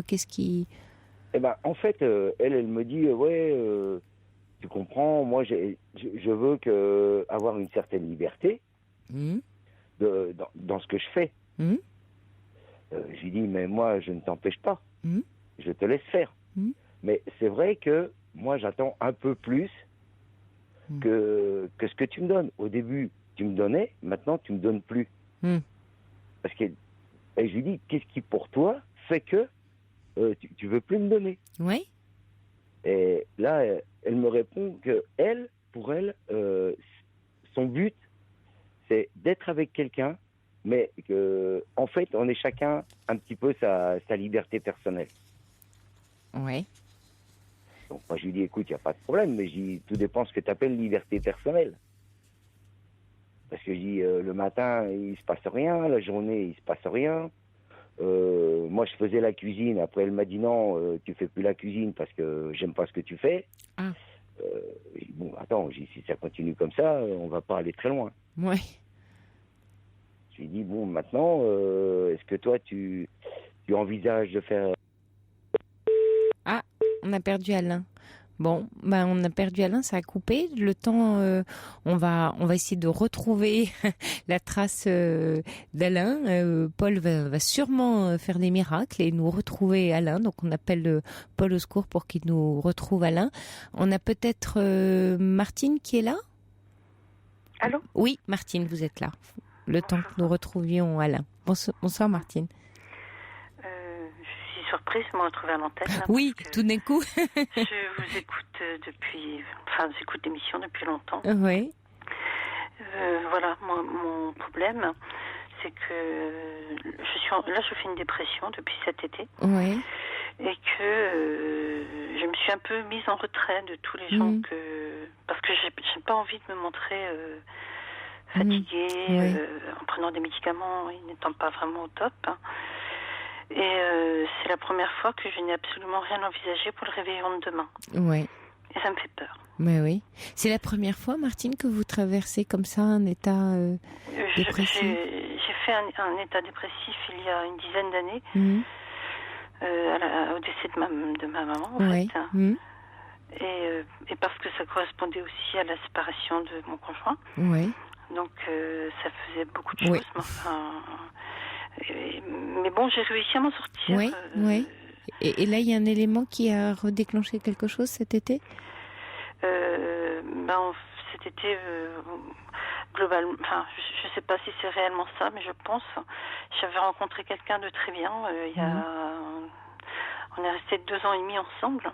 Et c'était une relation fusionnelle, passionnelle, enfin, quelque chose de formidable. Et il s'est fait opérer du cancer de la prostate. Oui. Et depuis, les relations sexuelles ne sont plus pareilles, évidemment. Oui. Et là, c'est lui qui, alors qu'il est très amoureux de moi, Il m'a dit, je veux pas que tu restes avec un handicapé. Donc, pour moi, c'est dur parce que je l'aime quand même. C'est pas parce qu'il n'y a pas d'érection qu'il ne peut pas y avoir d'amour. Surtout qu'on était toujours très enlacés, très tendres l'un envers l'autre. Donc, oui, je pense que ça m'a fait mal. Et en même temps, dans le même temps, j'ai déménagé aussi. Parce que j'avais une maison qui était grande. Je vivais seule avec ma fille. Et j'arrivais plus trop à payer les consommations, tout ça. Donc, j'ai vendu cette maison-là et acheté une plus petite. Et j'ai du mal à m'y habituer parce que j'ai moins d'espace. Et vous avez perdu vos souvenirs, j'imagine, enfin vos repères. Mes repères surtout, oui. Bah oui, indéniablement. Et vous n'avez pas pu lui faire entendre et comprendre ce que vous me dites là, c'est-à-dire que je sais pas, il se sentait trop mal lui-même, trop diminué pour poursuivre la relation. Disons qu'il veut bien qu'on se voit, mais en plus il a déménagé, il habite plus la même ville que moi. C'est pas loin, c'est à 35 km. Mais enfin, il voudrait qu'on se voit simplement pour faire des marches, faire des randonnées sur les sentiers côtiers, enfin des choses comme ça. Alors que vous viviez ensemble, un peu. Il a vécu chez moi pendant 2 ans. Oui. Ah oui. Et c'était très très. J'ai jamais été aussi heureuse, je crois. C'était vraiment l'homme avec qui j'étais. Vous étiez bien. Oui. Et ça, il l'entend pas. Parce qu'il doit pas être très heureux, lui, tout seul, maintenant. C'est-à-dire que il y avait un souci aussi, c'est que moi j'ai 3 enfants et lui en a 2. Et qu'à ce moment-là, lui, il avait souvent sa fille avec lui, donc avec nous et moi la mienne, enfin les miens. Et c'est vrai que c'était pas facile parce qu'on l'avait pas anticipé, quoi, tout ça. Donc, comme il loue des appartements, on avait décidé qu'il en prendrait un pour lui et qu'on passerait un petit peu. Mais du coup, ça a coupé quand même. Moi, j'avais beaucoup de mal à dormir sans lui. Je me sens toute seule dans mon lit, alors qu'avec lui, je m'endormais comme un bébé. C'est un peu tout votre univers, vos repères. Vous aviez reconstruit quelque chose là depuis ces 10 ans, puis tout d'un coup, tout serait écroule de nouveau. Et là. Donc, je lui ai demandé, par rapport au réveillon de demain, est-ce qu'il voulait bien qu'on le fasse ensemble ? Et il me dit, mais non, tu vas t'ennuyer avec moi. Donc, oui, mais il suppose, là. Il suppose... Je lui ai dit, mais pourquoi on s'ennuierait, quoi ? Parce que je lui ai même dit en plaisantant, j'amènerai un jeu de société. Enfin bon, on s'est jamais ennuyés tous les deux, jamais. On est partis de 4 semaines en camping-car que tous les deux, on s'est jamais ennuyés. Donc, je vois pas pourquoi pour une soirée on s'ennuierait, quoi. C'est pas parce qu'il n'y a pas. Et donc, je comprends pas. Alors du coup, je suis pas sûre du tout d'aller chez lui, parce que j'ai pas envie d'y aller non plus si ça le met mal à l'aise. Et en même temps, j'ai beaucoup d'amis. Mais depuis que je fais ma dépression, je me suis beaucoup repliée sur moi. Et j'ai reçu quasiment personne dans cette petite maison-là. Et aux gens qui ne font que m'appeler, je dis que tout va bien. Il n'y a que deux amies à moi qui savent que je ne fais pas bien, en fait. Mais elles ont des réveillons, chacune avec leur famille respective. Donc je ne peux pas... Et vous osez pas, ça c'est ennuyeux. Peut-être que Martine, comme vous avez sans doute été un peu habituée à compter que sur vous et à tout porter seule, dans les cas où on traverse une période difficile, si vous avez des amis, ils peuvent entendre que c'est une période, que vous allez pas si bien que ça, et ils peuvent être heureux de sentir qu'ils peuvent vous aider. Quelquefois, on n'ose pas parce qu'on se fait une image de soi un peu forte et on pense qu'on va décevoir ses amis parce qu'on va leur montrer nos fragilités, mais on peut quelquefois les rassurer et leur donner la joie finalement de nous aider en retour. Oui, peut-être, oui. Oui, alors après, c'est à vous de mesurer la relation, bien sûr, parce que là, il faut pas vous blesser, donc il faut que vous soyez prudente par rapport à ça. Mais peut-être simplement de faire comprendre qu'en ce moment, voyez, pas vous isoler, parce que plus vous êtes suivi là, hein, c'est ce que je comprends. Ah oui. Mais le fait de vous isoler risque de vous rendre encore plus triste. Alors bien sûr, vous avez besoin d'être seule. J'appréhende parce que déjà là, ce soir, je suis seule. Oui. Et parce que ma fille est partie. La fille ma dernière avec qui je vis et qui a 17 ans est déjà partie ce soir pour préparer son réveillon demain. Oui, c'est normal, les grands enfants, et à un moment donné, ils vivent leur vie. Mais c'est vrai que par rapport à votre ami homme, votre compagnon, c'est vraiment douloureux de dire non, je préfère pas parce qu'on va s'ennuyer. Alors, mais lui, il a autre chose, il fait quoi demain? Rien. Oui, il me dit tu vas t'ennuyer.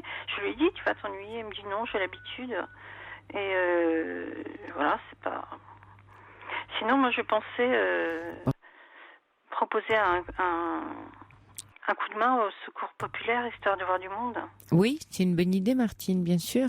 Bien sûr. Pas en tant que d'aller m'asseoir à table avec les autres, mais voir du monde, et puis si je peux rendre service... Et être active. Oui, bien sûr, Martine, bien sûr. Juste parce que je peux pas rester... Si je reste là toute seule, j'ai presque peur de faire une bêtise. Parce que c'est horrible, la solitude, là, et je la ressens de plus en plus depuis que j'ai déménagé. Oui, et puis là, vous voyez, c'est comme plein de repères que vous avez perdus en même temps, et c'est long de se reconstruire. C'est vrai, on dit qu'un déménagement, c'est aussi comme un deuil. Donc vous perdez votre compagnon avec lequel vous aimiez vivre, vous perdez votre logement. Tout en même temps. Ouais. Voilà, et vous avez déjà reconstruit beaucoup de choses dans votre vie, et vous vous remettez. Et vous savez, on est un peu, je dis souvent qu'on est un peu comme des terrains, des couches de sédiments. On accumule, et quelquefois c'est vrai que quand on accuse des chocs comme ça, des secousses sismiques, la suivante est toujours un peu plus difficile à remonter. Oui. Mais vous raisonnez bien sur vous. C'est vrai que d'aller à la rencontre d'autres demain soir, d'être entouré et de vous sentir entre guillemets utile peut vous faire beaucoup de bien. Beaucoup de bien d'être lié. Je sais que si je reste toute seule ici, je Vous avez raison, oui. Déjà là, quand je suis toute seule, j'ai peur de la solitude. Hein. Oui, parce que vous voyez, vous êtes dans une solitude subie et pas une solitude choisie. Voilà. Parce que il y a des gens, on peut être très heureux dans la solitude, on peut être heureux de se retrouver seul, avec soi. Mais quand on est dans une solitude subie, qu'on n'a absolument pas choisie, elle devient lourde à porter. Alors après, il y a un travail à faire de la transformer, cette solitude, en quelque chose de plus nourrissant pour soi. Et c'est ce que vous cherchez à faire, c'est bien ce que j'entends. Mais voilà, oui, parce que je peux pas rester indéfiniment comme ça. Et c'est pas parce que c'est vrai que tous les soirs sont pareils, mais ce soir-là du 31 décembre, c'est quand même particulier. Et oui. Je sais que je vais très très mal si je ne suis pas entourée de gens. Oui, puis vous avez raison, c'est vrai que souvent, le 24 décembre, on est en famille, mais quelquefois, le 31, on peut se sentir encore plus seul, parce que c'est normalement, c'est plutôt des réunions amicales. C'est avec des amis, oui. Et pour peu que ses amis soient à droite et à gauche, avec d'autres bandes, et qu'on se retrouve tout d'un coup sans amis, alors on se dit, mais alors je suis quoi moi, puisque je n'ai pas un réseau amical qui fait que je suis entourée aujourd'hui. Donc c'est très fragilisant, parce que la famille, il y a des liens familiaux, des liens du sang, ils sont là, mais les amis, c'est quelque chose qu'on s'est construit dans une vie, et quelquefois quand ils sont pas là à ce moment-là de l'année, ça peut être quelque chose de très douloureux. On a perdu Martine. Il doit y avoir des soucis de batterie de portable ce soir, parce que on me dit qu'Alain, son portable est déchargé, et Martine, sans doute, c'est peut-être aussi un portable qui a lâché. Voilà, c'est la fin de l'année 2012. Les portables sont à bout. Ils ont aussi besoin de se recharger. Il va falloir les recharger pour demain, pour la bonne année. Bon, écoutez, Martine, on vous souhaite beaucoup de courage pour demain. Je crois que c'est une très bonne idée d'aller aider au secours populaire. On pensera bien à vous demain soir à l'antenne d'Europe 1. En tout cas, moi, je serai là avec toute l'équipe. Donc, et nous retrouverons notre Fifi, Philippe Charty, qui sera là demain pour la réalisation de l'émission. Donc, ce sera sans doute aussi une très jolie émission. À tout de suite. Musique. Sophie Peters, jusqu'à 1h sur Europe 1.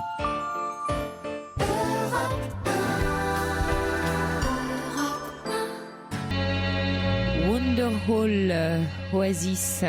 Et puis Martine, pour vous qui étiez avec nous à l'antenne là juste avant la musique et on a été malheureusement coupé, mais il y a une idée que vous suggère Laurence de Picardie. Alors je vous la livre parce que je la trouve intéressante.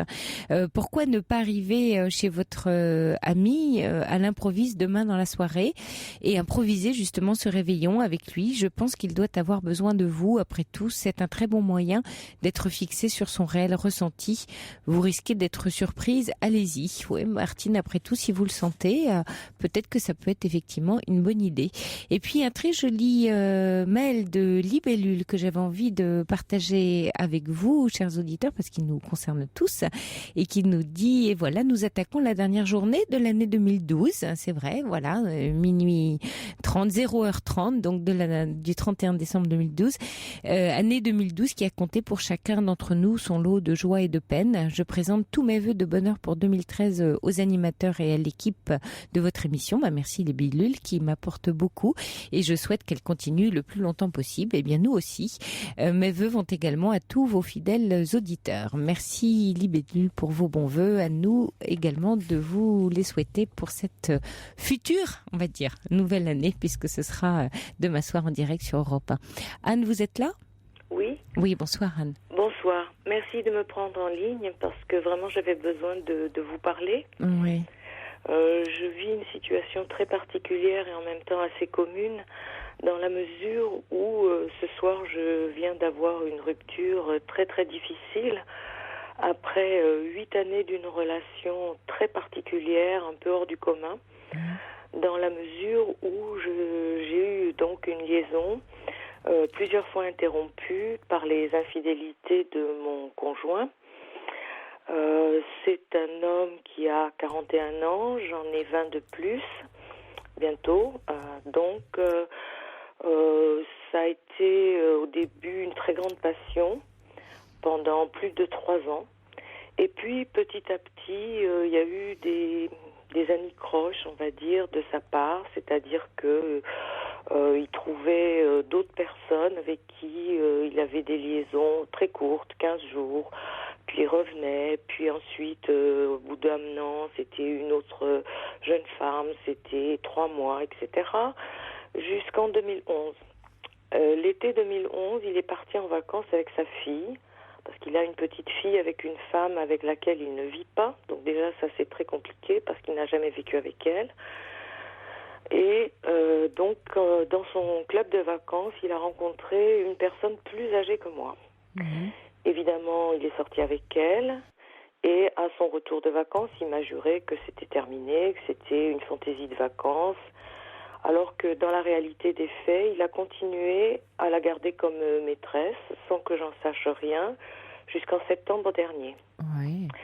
Au mois de novembre, il m'appelle pour l'anniversaire de notre première rencontre et vers 10h du soir, il m'annonce qu'en fait, ça faisait juste un mois qu'il venait de quitter cette personne et donc voilà, il me met brutalement devant le fait accompli tout en me débitant un tas de méchanceté, en me disant aussi qu'il avait en vue quelqu'un d'autre, une jeune femme. Oui. Et dans ce cas, je lui dis, bon, j'ai plus rien à te dire, vis ta vie, séparons-nous, voilà. Oui.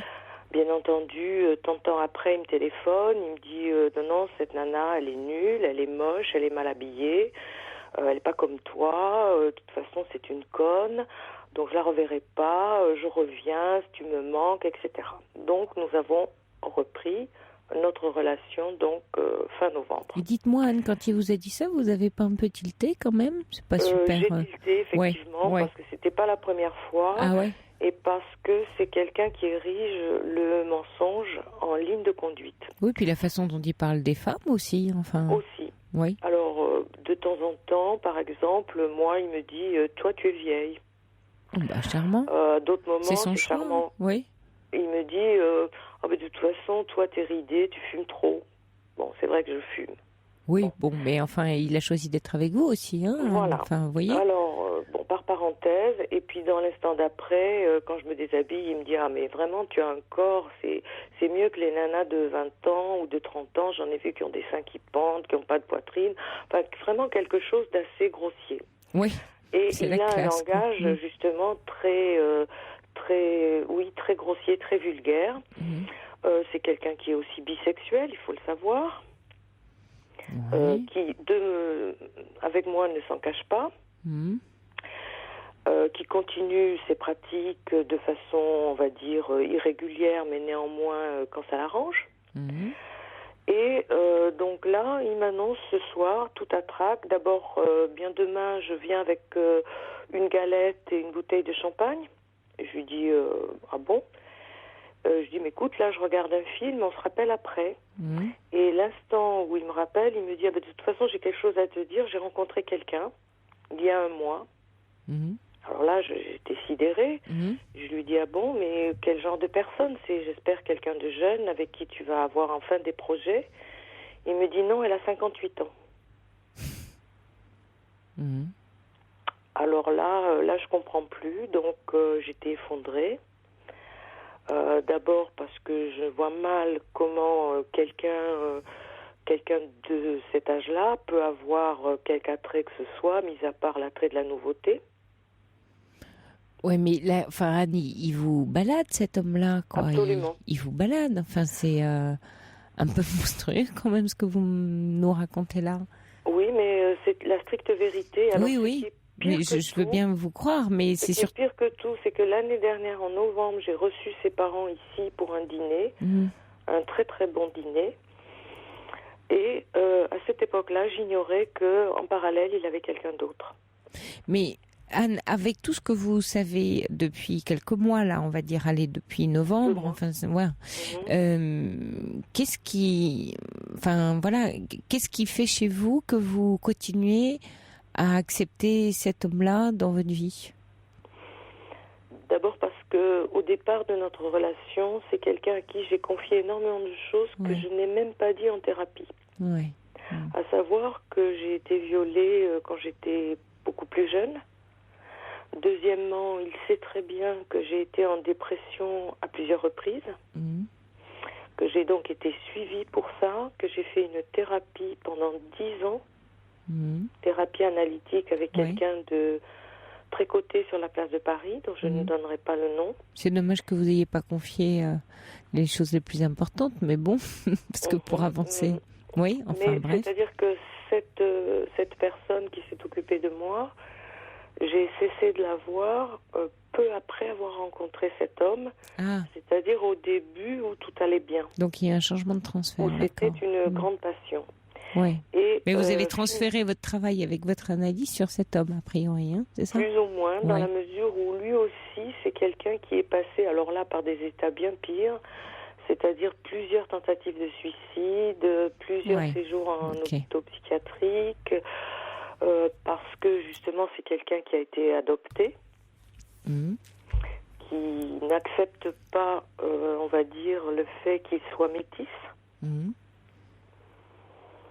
Et qui a une sorte de rejet de l'amour en général. Oui, donc ça moi, c'est ce que je comprends dans ce que vous me racontez. Tu es quelqu'un d'abandonnique et tu préfères faire souffrir les autres. Mais ceci étant, il n'empêche que le coup de fil de ce soir me laisse absolument désemparée.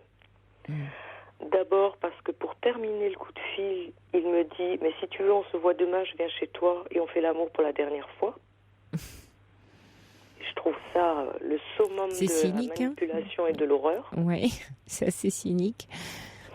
Donc, j'ai été assez violente en parole. Je lui ai dit qu'il était hors de question qu'il continue à me manipuler. Oui. Et même à tenter de m'appeler de quelque façon que ce soit, de me joindre. Enfin bref. Et là-dessus, il me répond, dans 3 semaines, je te retrouverai, tout ira bien. Oui, j'espère que non pour vous, Anne. dans ce que vous me dites.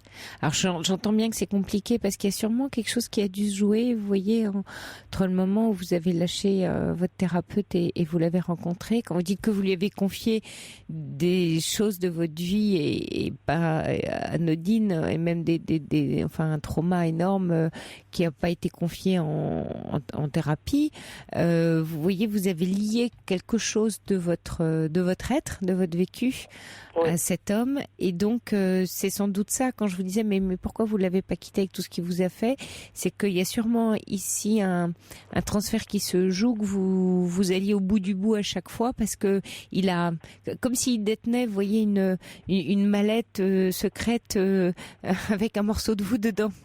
Tout à fait. Oui, c'est ça que j'entends. Ouais. Oui.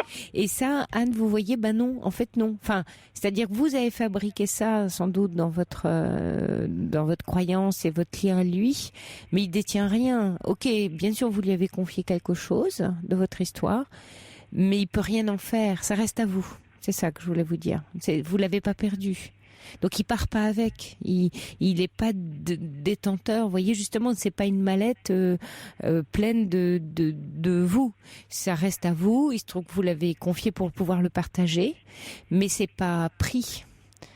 C'est important ça, parce que sinon vous restez prise dans une relation d'objet avec lui. Vous voyez, ce que j'entends, c'est que si vous avez fait un travail sur vous, vous allez peut-être comprendre ce que je vous dis. Vous n'êtes pas dans une relation de sujet à sujet, vous êtes dans une relation d'objet.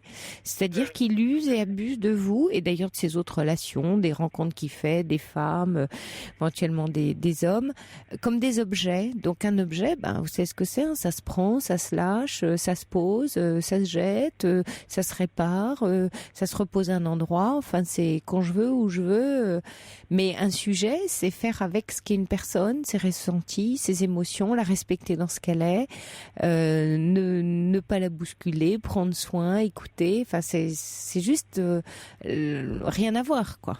C'est un autre monde. Alors l'outrecuidance qu'il a eu aussi, c'est de me dire moi je veux que nous restions amis. Et vous souhaitez quoi? Parce que la question, c'est qu'est-ce que vous souhaitez, vous? Lui, ce qu'il souhaite, c'est son problème. Mais vous, son problème. Voilà. Je lui dis, c'est ça ton problème. Moi, à partir de maintenant, je ne veux plus entendre parler de toi, ni de près, ni de loin. Il n'empêche que demain soir, je vais être seule comme les pierres, évidemment. Et très tentée. Tentée de rien, non, parce que j'ai décidé demain soir de débrancher tous mes téléphones fixes, portables et compagnie. Oui, c'est courageux. De sorte à ne pas être dérangée par qui que ce soit. Oui, mais s'il y a des amis. Ce qui est très dur pour moi, c'est que je ne peux pas parler de cette relation qui a toujours été une relation d'alcôve à mes proches, non plus qu'à mes amis. C'est-à-dire des gens qui sont des gens de mon âge, qui sont des gens chez qui je suis invitée, que je vois, parce que c'est une relation, on va dire, un peu hors norme, même si de nos jours, il est un peu plus commun que quelqu'un de plus âgé, une femme, voit comme relation suivie quelqu'un de plus jeune. Je veux dire que lui, évidemment, ne l'accepte pas, ne l'a jamais assumé, alors que je lui ai présenté ma famille. Lui m'a présenté ses parents, nous avons dîné à plusieurs reprises chez ses parents, et il a fallu de nombreuses années avant que ses parents viennent chez moi. Oui. Mais moi, ce que j'ai de gros sur le cœur surtout, c'est ce côté manipulateur et méprisant. Mais c'est l'objet, c'est la relation d'objet. Méprisant envers toutes les femmes. Mais oui. Et moi qui étais militante féministe à mon époque, je prends ça comme une immense gifle. Oui, bien sûr. Alors, il y a Fantasio qui vous dit cet homme est un poison toxique et manipulateur qui se venge de la vie sur vous. Fuyez, vous avez à donner à une personne qui vous aimera. Et c'est vrai, Anne, là, il faut... ça me paraît important et vous voyez, vous l'avez bien senti, vous avez pris la bonne décision. Mais et sans doute que c'est aussi important d'accepter, vous voyez, de pas rejeter ce qui a été vécu pour vous, sinon vous allez vous blesser. Parce que ce que vous avez vécu a été important. Vous voyez, vous avez aimé cet homme, partagé des souffrances et des douleurs l'un avec l'autre, des éléments très intimes de votre vie. Donc, c'est pas parce qu'aujourd'hui vous prenez conscience que ça vous va pas, que ça vous va plus, que c'est pas bon pour vous, que ce que vous avez vécu est mauvais. Enfin, vous voyez où est un échec. C'est important parce que sinon vous risquez de souffrir de ça beaucoup dans cette rupture. Vous voyez, justement, vous dites moi qui étais féministe, etc. Mais qu'est-ce que j'ai fait? Vous allez vous culpabiliser du choix que vous avez fait de cet homme-là. Mais cet homme-là, il était sur votre route. Pas par hasard, vous voyez, donc il s'est passé quelque chose. Bon, aujourd'hui, c'est vrai que vous arrivez au bout du bout, que vous êtes en souffrance et qu'il n'apporte pas du bon. Donc, vous vous dites, ok, j'ai compris. Et puis, vous avez mis peut-être un certain temps à découvrir des choses. Mais ces moments, ces années passées, ces histoires ont eu son effet sur vous et aussi une part de bon effet. Alors il y a Grégory qui dit Anne est-elle masochiste? Son amant est à fuir, aucun respect de lui-même et des autres, misogyne, obsédé sexuel, indélicat manipulateur. Que 2013 soit l'année du changement pour Anne, à savoir une porte définitivement close à ce triste personnage. Merci beaucoup. Et puis Laurence, ne vous abîmez pas dans cette relation, cet homme joue avec vous, vous coupez court avec ce goujat, vous méritez mieux. Bon courage. Merci. Donc bon courage à vous, Anne. Prenez bien soin de vous. Ne vous mettez pas martel en tête, vous triturez pas avec ce qui a été vécu, mais regardez devant. Allez, on change d'année. Concrètement, qu'est-ce que vous me conseillez dans les jours qui viennent? Surtout, vous éteignez peut-être pas vos portables, je sais pas, parce que s'il y a des amis qui vous appellent, vous serez contente d'avoir leur message, mais en tout cas, vous lui fermez bien la porte à lui et vous filtrez son numéro, vous faites ce que vous voulez, mais oui, je pense que c'est important là, avec tout ce que vous décrivez, que voilà, vous retrouviez avec vous, quoi. Vous laissez plus manipuler par lui, Anne. Vous n'êtes pas un objet, vous êtes une personne, hein. Vous n'êtes pas un objet, Anne. Merci. C'est important. Bon courage, Anne. Merci, bonsoir. Et bon courage pour demain. Au revoir. Au revoir. On accueille Marie. Vous êtes là, Marie? Oui, je suis là. Oui, bonsoir, Marie. Bonsoir. Il y a très longtemps que j'écoute votre émission. Oui. Voilà, ce soir, j'ai un problème. Je ne sais pas comment le résoudre. En octobre, j'étais une femme en pleine forme. Et puis, il m'est tombé sur la tête une bombe. On m'a déclarée gravement malade. Oui. Et les réactions de mon entourage sont complètement étonnantes. Oui. Si ce n'est ça arrive. un peu gênante, quoi. Oui.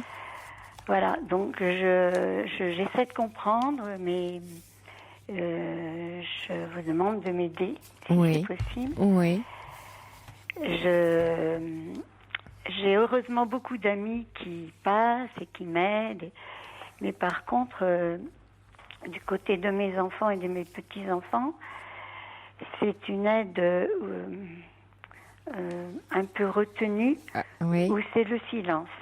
Ah oui, c'est même l'absence. L'absence, oui. En fait, c'est ça qui est douloureux, c'est vos enfants, votre famille proche, donc, qui vous avez le sentiment qu'ils se détournent de vous depuis qu'ils connaissent votre maladie? Non, c'est pas tout à fait ça. Non. Mais ils me posent pas les bonnes questions. J'ai besoin d'eux. J'ai besoin, par exemple, qu'on lave mon linge parce que je suis à l'hôpital. Oui. Qu'on m'apporte des petites choses à manger parce que je mange pas très bien. Voilà. Et vous leur dites ça, Marie, comme vous me le dites exactement là, ce soir? Oui. Vous formulez vos besoins, on dit formuler des demandes, hein, vous leur demandez? Oui, mais c'est... Et leur réponse? Que c'est pas possible, c'est trop compliqué, ils ont trop de travail, ils sont très occupés. Et puis je pense aussi que, ils se disent elle a des amis, donc ça va s'arranger. Alors ça, c'est une chose qui s'arrange, d'accord. J'ai vraiment... de ce côté-là, rencontrer suffisamment d'aide. Oui. Mais j'ai aussi des petits-enfants. Oui. Et qui ont entre 23 et 18 ans. Oui. Qui sont silencieux. Qui sont, à mon avis, ça leur fait peur. Parce que c'est une maladie grave, donc peut-être pour eux mortelle. Oui. Donc, je ne sais pas comment les aborder. Oui, je comprends. Est-ce que vous en avez parlé à leurs parents de dire votre peine, votre tristesse que vous me dites ce soir, de ne pas avoir de leurs nouvelles, parce que ça passe aussi par les parents, ou est-ce que vous pouvez communiquer directement avec eux? Je ne sais pas si vous avez un portable, leur numéro. Bien sûr, oui, j'ai les portables. Alors, il y a un phénomène, d'abord. J'ai un premier fils qui a eu de très très graves problèmes et qui a été séparé de ses fils plusieurs années. Oui. Il les revoit, donc c'est une relation qui est un peu, enfin qui est bonne maintenant, mais enfin c'est difficile quand même. Et pour ma part, je peux pas les communiquer avec eux parce que leur maman a cassé la relation. Mais chose étrange, ils ont envoyé un mail pour dire que ils étaient assez touchés de ce qui m'arrivait. Oui. Donc j'ai réussi à en joindre un au téléphone. Oui. Mais ça s'est arrêté. C'est fini. J'ai demandé à mon fils qu'il demande de mes nouvelles. Non. Donc c'est-à-dire qu'il est venu il a demandé une fois de vos nouvelles et ça s'est arrêté. Voilà. Et les autres petits-enfants, vous rentrez en contact avec eux? Oui, alors j'ai eu l'aînée. Oui. C'est une jeune fille qui est venue 2 fois me voir. Oui. Mais depuis, j'aurais peut-être dû l'appeler, mais bon, j'ai pas de nouvelles. Sa sœur, c'est carrément le silence.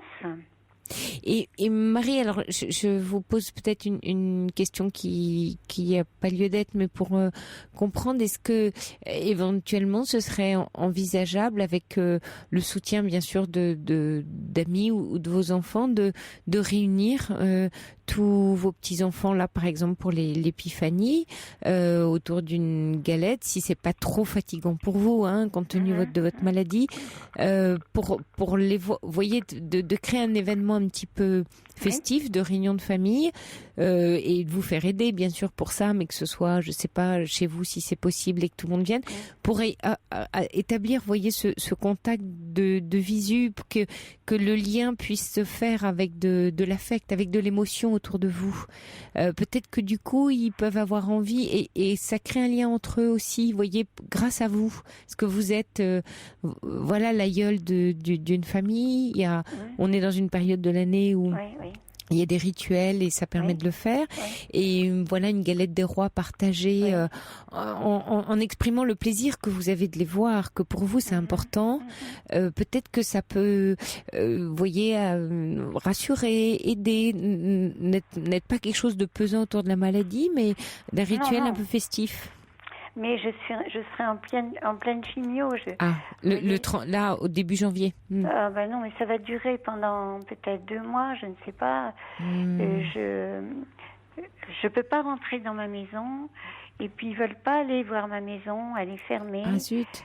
Ben oui, parce que pour eux ça les angoisse. Et puis, je sais pas. Ah oui, c'est compliqué là, Marie. Oui. Et puis à Noël, par exemple, parce que sur mes 3 fils, il y en a un qui est très solide. Oui.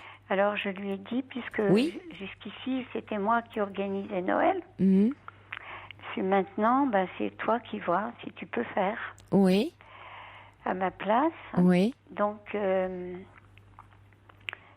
y a un de mes fils qui n'est pas venu pour des raisons assez futiles, quoi. Oui. Donc on a été très tristes. Oui. C'était un Noël un peu raté, quoi. Oui. Donc c'est surtout ce 3e fils là que j'arrive plus à voir, à toucher. Il est venu, mais je sais pas, il y a quelque chose. Oui. Alors je sais plus quoi faire, quoi. Oui, je comprends, Marie. Et faire un petit, pareil, par intermédiaire de vos amis, enfin un petit mail ou un petit SMS à chacun, pas pour leur reprocher, bien sûr, c'est toujours en fait très délicat quand on est en manque de ses proches et on aimerait qu'ils viennent, qu'ils s'occupent de vous. Mais vous savez, c'est toujours la corde raide où il faut pas tomber dans le reproche, mais parler de votre besoin, plaisir, désir, envie de les voir très doucement, comme ça, avec toute la douceur que vous avez ce soir à l'antenne. C'est important de répéter, vous voyez, intervalles réguliers, votre besoin, parce que sans doute, dans un monde un peu individualiste, égoïste, ils sont peut-être chacun pris dans leur vie. Alors c'est pas qu'ils vous aiment pas, c'est que vous avez toujours fait partie de leur univers, et pour eux, vous êtes très certainement tout à fait immortel, tout à fait là, et à disposition, j'ai envie de dire. Vous voyez, ils doivent pas se sentir... peut-être que voilà, ils n'ont pas percuté que c'était important pour vous, pour eux, de passer du temps, de vous voir. Peut-être tout simplement, vous voyez, une espèce de forme de négligence pris dans le quotidien. Et là, pour vous faire du bien, c'est important que vous leur dites, voilà, ça, ce que vous me dites ce soir, peut-être un peu la tristesse, mais surtout l'envie de les voir, de plus les voir. Votre désir, surtout. C'est ça qui est important, Marie. Je les aime tellement, et puis je suis leur carrière, parce qu'ils font des études brillantes. Ils sont un peu partout en Europe. Ils avancent. Alors, ils sont en ce moment dans la ville où j'habite pour les vacances. Et je me dis, les vacances vont passer, mais... Ils sont pas venus vous voir? Si, l'aîné. Seulement l'aîné. Alors, donc, est-ce que... Il faut les contacter, Marie. Oui, j'ose pas les appeler au téléphone. C'est ça. Oui, pourquoi? Je sais pas. Oui, mais non, vous les dérangez pas. C'est que je pense que, vous savez, ils n'ont pas ça en tête, parce que vous avez toujours... Vous êtes là. Vous savez, parce que un aïeul, on l'a en soi, dans son cœur, il est là. Oui. Et puis, je suis une femme forte. Oui.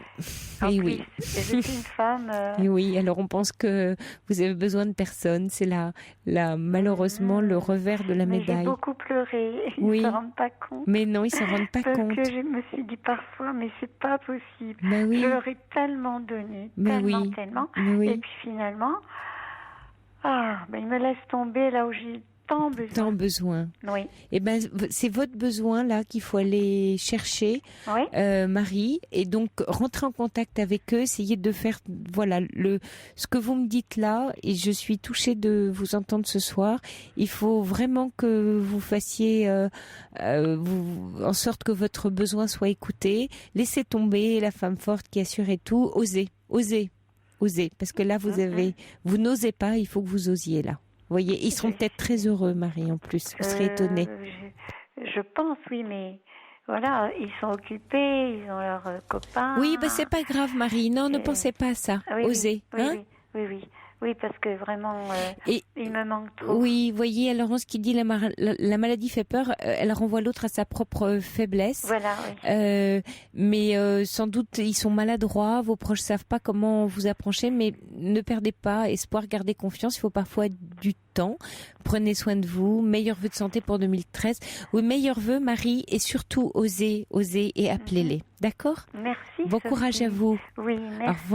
Au revoir, Marie, soignez-vous bien. Sophie Peters sur Europe 1.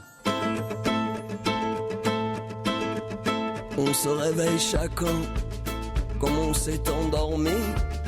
Toi comme toujours à droite, moi à gauche du lit. Je regarde ton dos comme une vieille amie. L'amour est éternel, L'amour est éternel, Kali. Ça, on aimerait bien que l'amour soit éternel. Allez, on se retrouve demain. Passez une très très bonne dernière journée 2012. On se retrouve le standard 22h30. Nous, on sera là 23h pour fêter ce passage d'année avec vous. Il est 1h. Vous écoutez Europe 1.